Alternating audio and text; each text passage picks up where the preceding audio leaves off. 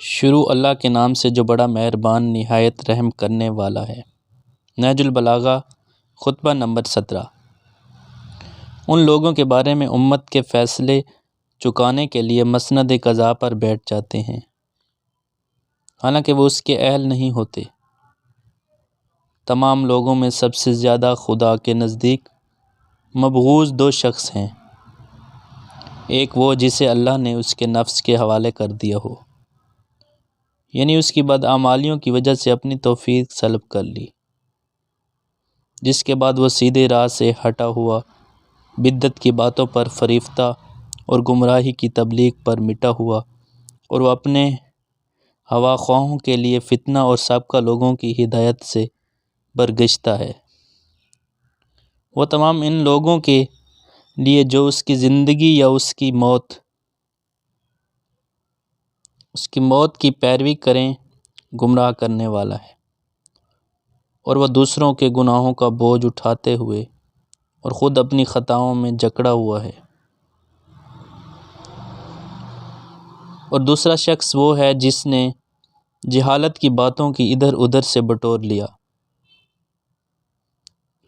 اور وہ امت کے جاہل افراد میں دوڑ دھوپ کرتا ہے اور فتنوں کی تاریکیوں میں غافل اور مدہوش پڑا رہتا ہے، اور امن و آشتی کے فائدوں سے آنکھ بند کر لیتا ہے۔ چند انسانی شکل و صورت سے ملتے جلتے ہوئے لوگوں نے اسے عالم کا لقب دے رکھا ہے، حالانکہ وہ عالم نہیں، وہ ایسی بے سود باتوں کے سمیٹنے کے لیے منہ اندھیرے نکل پڑتا ہے، جن کا نہ ہونا ہونے سے بہتر ہے، یہاں تک کہ وہ جب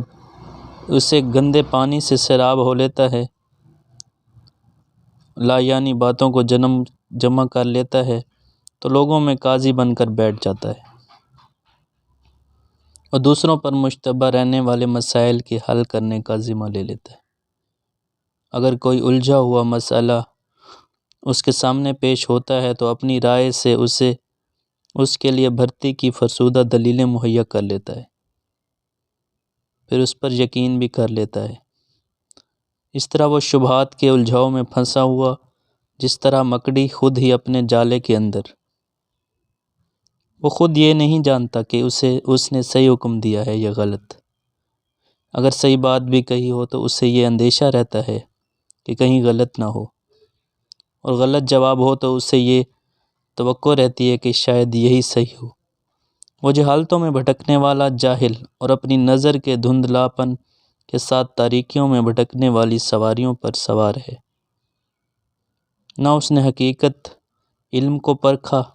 نہ اس کی تہ تک پہنچا۔ وہ روایات کو اس طرح درہم برہم کرتا ہے جس طرح ہوا سوکھے ہوئے تنکوں کو۔ خدا کی قسم، وہ ان مسائل کے حل کرنے کا اہل نہیں جو اس سے پوچھے جاتے ہیں، اور نہ ان منصب کے قابل ہے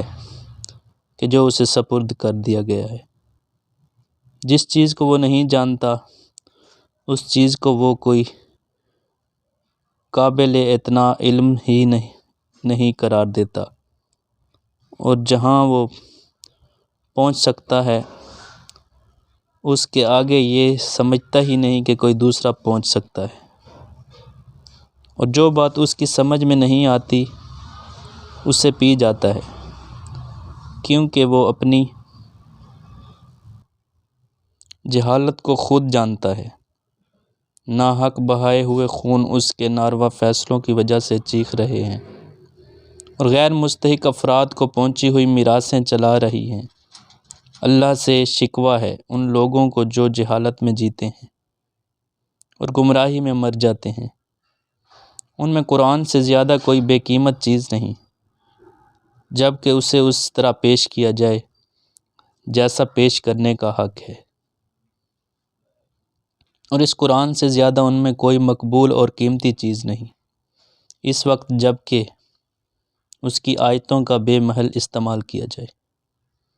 ان کے نزدیک نیکی سے زیادہ کوئی برائی، اور برائی سے زیادہ کوئی نیکی نہیں۔